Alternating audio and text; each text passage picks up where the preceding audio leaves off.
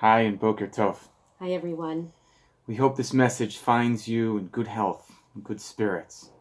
We're doing this recording because many women recently have expressed a lot of fear and concern about attending the mikvah in this time of crisis. And this, of course, is of utmost concern because, as you know, a husband and a wife may not be intimate or even touch until a wife immerses in the mikvah. We feel it's important to address these concerns directly. We want to share with you what we've learned from our communications with Aryeh Friedman, the head of the Religious Council here in Raanana, as well as with Rivka Stein, the head of the Mikvaot, as well as the Misrad HaBriyut. There are 4 important pieces of information we want you to know from a perspective of health and safety. Number 1 is that we want to be clear that we both feel confident in the quality and the sanitation of the Mikvaot here in Raanana, especially during this time. We cannot guarantee this 100%, just like we cannot guarantee that when you go to the mall, go to work, or when you go to the supermarket, that you will not touch a surface that is contaminated with coronavirus. However, just like we have to be vigilant in those areas, we have to be vigilant here as well and take precautions. Number 2, we do know the following, based on the Misrad HaBriyut as well as the CDC, the Center for Disease Control in the U.S., and that is that coronavirus does not pass through water, especially water that has chlorine in it and that is cleaned and disinfected frequently, like the water in the mikvaot. Number 3, we also know that the mikvaot deal with infections and viruses on a regular basis. While this is a very scary episode, this is sort of run-of-the-mill for them. They deal with these issues regularly, and they're taking extra precautions, but they do have experience dealing with these types of issues on a yearly basis. And number 4, screening at the mikveh.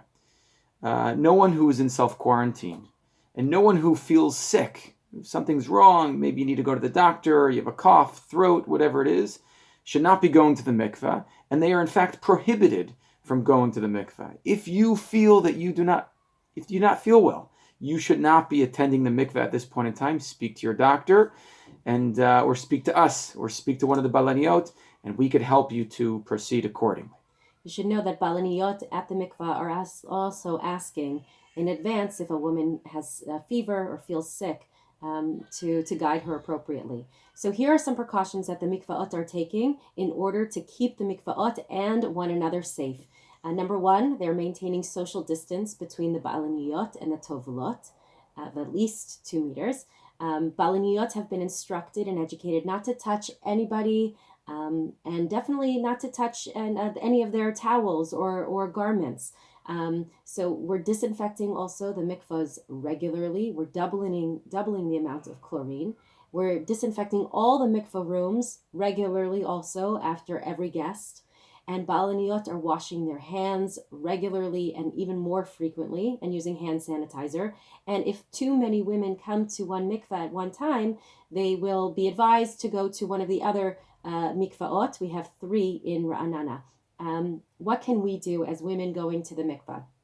So number 1, it's really advised to do all of your chafifa, all of your prep at home, so that when you get to the mikvah, all you are doing is an iyun, a check, and then an immersion in the water.